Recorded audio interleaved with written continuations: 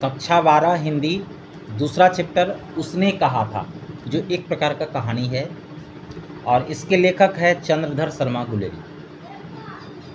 तो चंद्रधर शर्मा गुलेरी लेखक परिचय पिछले वीडियो में हमने पढ़ लिया। आज पढ़ना है इस कहानी का सारांश। तो चंद्रधर शर्मा गुलेरी कहानी उसने कहा था हिंदी साहित्य की एक अमर रचना है। अमर रचना का अर्थ हुआ कि जब तक हिंदी होगी तब तक इसका नाम जरूर आएगा और उस नाम में उसने कहा था कहानी जरूर रहेगा। यह कहानी प्रेम के एक अनोखे आयाम को उजागर करती है। इस कहानी में प्रेम जब होती है और उस प्रेम को कैसे निभाता है, इस कहानी में उजागर किया है।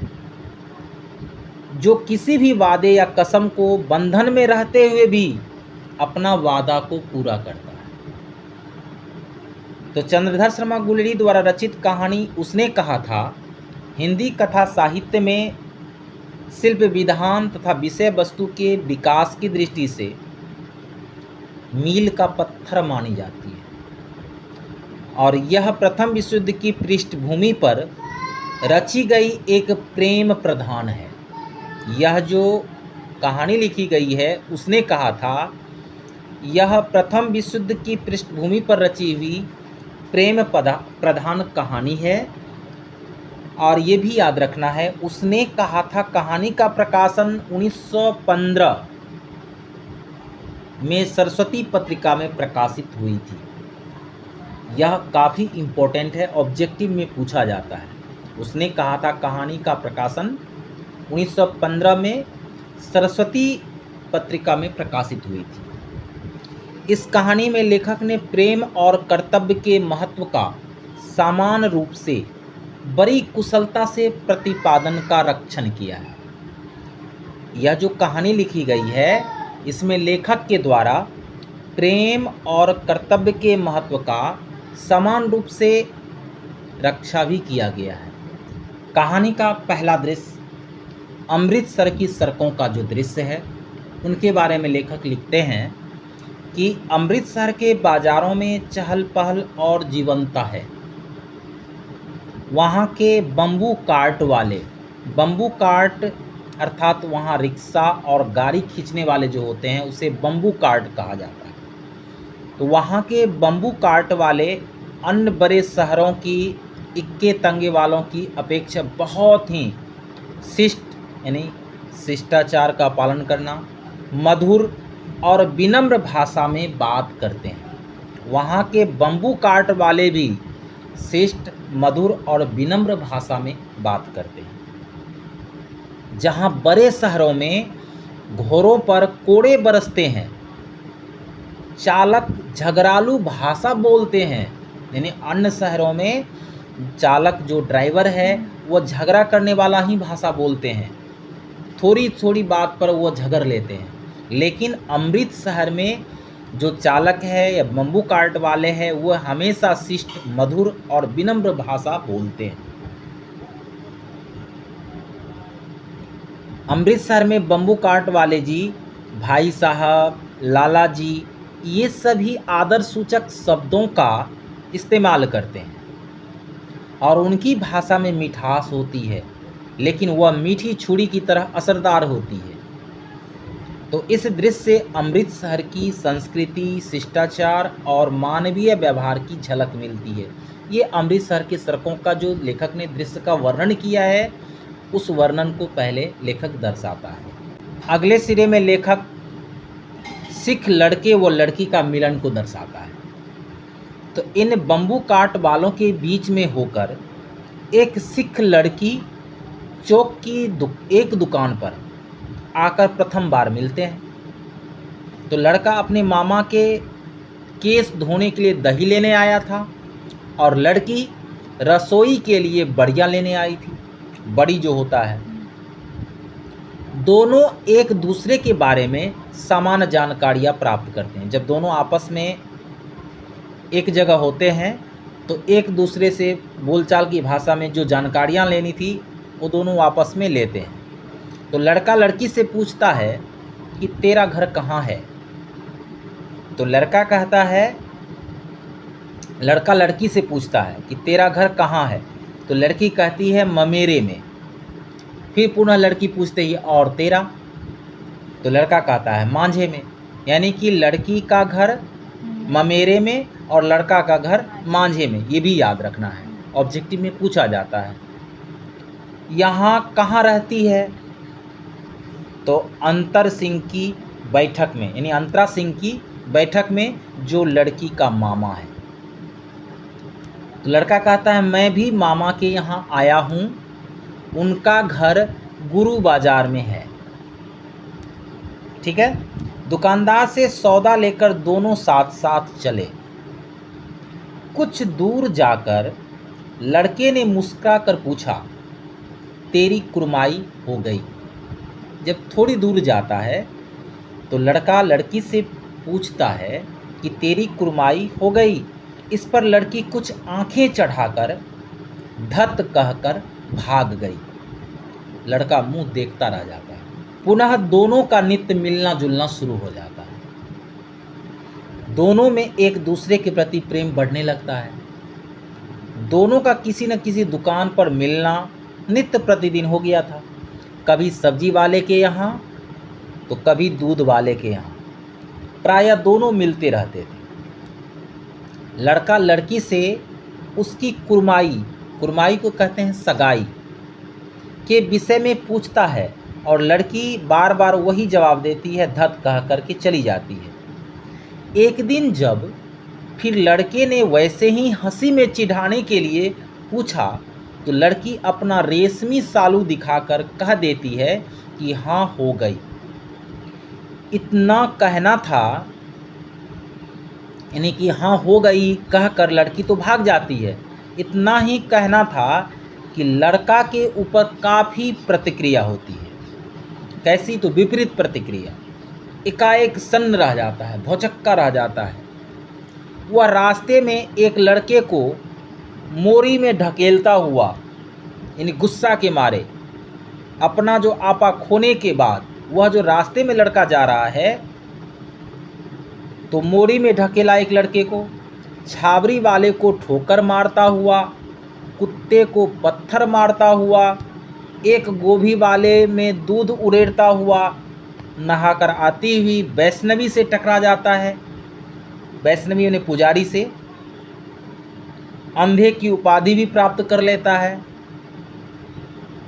इसके पश्चात दोनों एक दूसरे से बिछुड़ जाते हैं। अब लेखक अगला भाग प्रस्तुत करते हैं 25 वर्ष बाद। 25 वर्ष पश्चात, यानी काफ़ी वर्ष बीत जाने के बाद, सिख बालक लहना सिंह जवान होकर फौज में दाखिल हो जाता है। वही बचपन का जो लड़का था वो जवान होकर फौज में दाखिल हो जाता है और तरक्की करते हुए जमादार बन जाता है। तो 25 वर्ष पश्चात 77 राइफल्स का जमादार लहना सिंह, ये ऑब्जेक्टिव में पूछा जाता है कि लहना सिंह का जो राइफल्स था वो कितना नंबर था? तो 77। तो लहना सिंह 77 राइफल्स का जमादार था। वह 7 दिन की छुट्टी लेकर एक जमीन के मुकदमे के संबंध में घर आता है, किंतु रेजिमेंट के अफसर ही शीघ्र वापस लौटने की चिट्ठी प्राप्त होती है।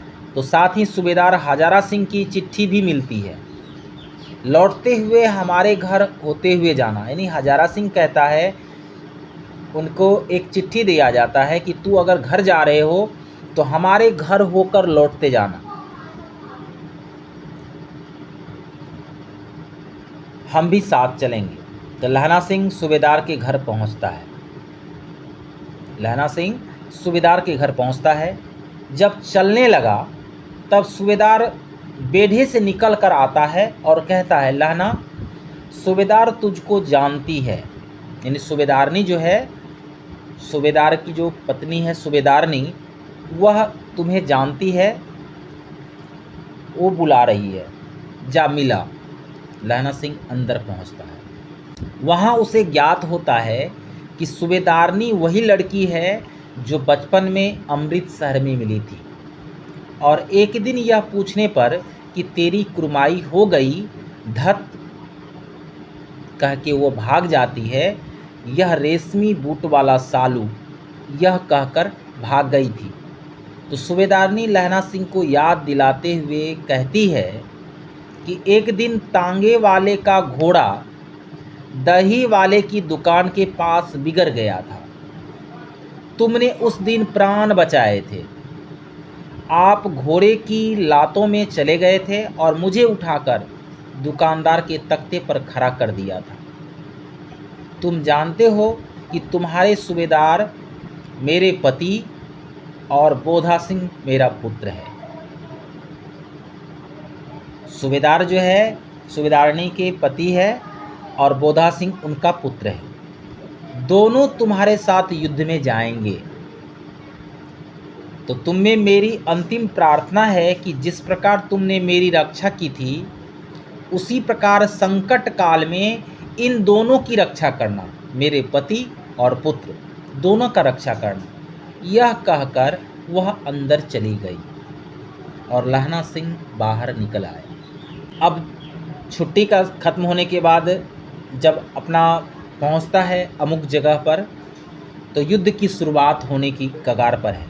इधर फ्रांस और बेल्जियम के मैदानों में जर्मनी से भयंकर युद्ध प्रारंभ हो जाता है। जिस समय युद्ध चल रहा था उस समय बोधा सिंह और हजारा सिंह और लहना सिंह साथ ही थे। वह सूबेदारनी की प्रार्थना को भूला नहीं था। वह चाहता था कि समय आने पर प्राणों पर खेलकर भी इन दोनों की सहायता हम करेंगे। लहना सिंह सोचता है। युद्ध क्षेत्र में बोधा सिंह के अस्वस्थ हो जाने पर लहना सिंह उसकी पूरी तरह से देखभाल करता है। सर्दी से कांपने पर वह उसे अपने दोनों कंबल ओढ़ा देता है। किसको? बोधा सिंह को। इस पर भी जब उसकी कपकपी नहीं रुकती है तो वह उसे जर्सी उतार कर पहना देता है। अपना जो जर्सी है वो भी उतार कर उसे पहना देता है। स्वयं सिगरी के पास बैठकर अपनी सर्दी का बचाव करता है। थोड़ा बहुत आग की अंगीठी होती है, उसके पास बैठकर वो अपना सर्दी का बचाव करता है।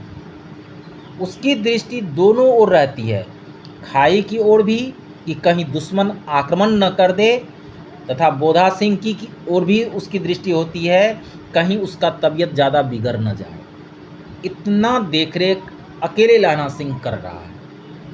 अब युद्ध क्षेत्र में लहना की जो बुद्धि है और उनका जो साहस है, दोनों के बारे में लेखक बड़ा ही मार्मिक तरीके से वर्णन करता है कि एक रात एक जर्मन सैनिक लप्टन साहब का भेष धारण कर धोखे से सूबेदार हजारा सिंह की टुकड़ी सहित दूर भेज देता है।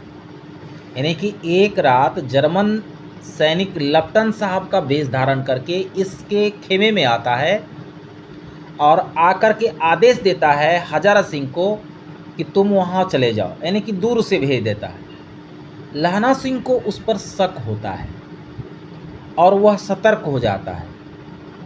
सिगरी के उजाले में जो आग की लो जल रही थी रात को, उसके रोशनी में उनका चेहरा लहना सिंह देख लेता है, जो जर्मन सैनिक लप्टन साहब बनकर आए थे। ठीक है। लहना सिंह जब उसका चेहरा देखता है तो वो पहचान जाता है कि असली अफसर नहीं है बल्कि यह हमारा दुश्मन है। वह चुपचाप खाई में जाकर छिप जाता है। लहना सिंह देखता है कि जर्मन सैनिक खाई में बम लगाने की कोशिश कर रहा है और लहना सिंह बहादुरी और चतुराई से उसकी कुहनी पर प्रहार कर उसे बेहोश कर देता है। जब लहना सिंह को पता चलता है कि ये लप्टन साहब ये हमारे दुश्मन हैं, असली अफसर नहीं है, तो लहना सिंह अपनी बहादुरी दिखाकर उस पर प्रहार करता है और उसे बेहोश कर देता है। बेहोश करने के बाद उसके पास से जो गुप्त दस्तावेज होता है, कुछ डायरी होती है, उसे निकाल लेता है। जैसे ही लहना सिंह भेषधारी जर्मन को पहचानता है, वह वजीरा सिंह को तुरंत सूबेदार हजारा सिंह को लौटाने के लिए भेजता है कि जाओ उसे कहो कि ये जो तुम्हें आदेश मिला है वह नकली अफसर था, ताकि दुश्मनों को हमला रोका जा सके। तो वजीरा चिंता जताता है कि यहाँ सिर्फ 8 सैनिक हैं। और तब लहना सिंह गर्व से कहता है कि 8 नहीं 10 लाख, एक एक अकाली सिख 1.25 लाख के बराबर होता है।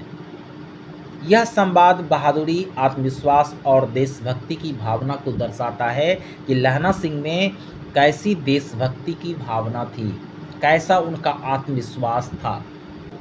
इस प्रकार लेखक लहना के त्याग के बारे में बताते हैं कि लहना सिंह जर्मन द्वारा लगाए गए बमों को खाई से बाहर फेंक देता है, लेकिन एक चूक में वह जर्मन की पतलून को तलाशी नहीं लेता है, यानी कि वो जो अफसर था उसकी पतलून की तलाशी नहीं लेता है जिसमें वह पिस्तौल रखा था। वह पिस्तौल निकाला और लहना सिंह पर गोली चला दिया। लहना पर गोली चला देता है। घायल लहना भी जर्मन को मार देता है और खुद पट्टी बांध लेता है। इसके बाद 70 जर्मन सैनिक हमला करते हैं, पर लहना सिंह अपने साथियों संग बहादुरी से मुकाबला करता है। सूबेदार हजारा सिंह समय पर आकर मोर्चा संभाल लेता है और भारी संख्या में जर्मन सैनिक मारे जाते हैं। लहना को दूसरी गोली पसली में लगती है, लेकिन वह किसी को नहीं बताता है कि हमें गोली लगी है। आखिर में जब घायलों को ले जाने के लिए गाड़ी आती है तो लहना खुद पीछे रहकर सूबेदार और उनके बेटे बोधा सिंह को भेजता है। जाते समय वह सूबेदार से कहता है कि सूबेदारनी को मेरी ओर से माथा टेकना और कहना कि मुझसे जो उसने कहा था वह मैंने कर दिया। गाड़ी चले जाने के बाद लहना लेट जाता है, अपना कमरबंद खोल लेता है, खून से तरबतर हो जाता है। फिर वह पूर्व की स्मृति में खो जाता है। वह अपने बचपन के प्रेम से लेकर सूबेदारनी द्वारा कहे गए शब्दों को याद करने लगता है कि बचपन में उन्होंने सूबेदारनी के संग क्या बोला, फिर क्या हुआ। सारे बचपन की बातों को वह याद करने लगता है। वजीरा सिंह की गोद में सिर रखे बार बार पानी पीते हुए लहना सिंह के प्राण पखेरु उड़ जाते हैं। इस प्रकार वह अपना बलिदान देकर उस वचन को पूरा करता है जो उसने सूबेदारनी को दिया था। इसी के साथ कहानी समाप्त हो जाती है। इस प्रकार यहाँ कहानी के शीर्षक उसने कहा था कि सार्थकता भी स्पष्ट हो जाती है। तो ये था उसने कहा था कहानी का सारांश। नेक्स्ट जो वीडियो होगा वह क्वेश्चन आंसर होगा। वीडियो पसंद आए तो लाइक, सब्सक्राइब एंड शेयर जरूर करें। धन्यवाद।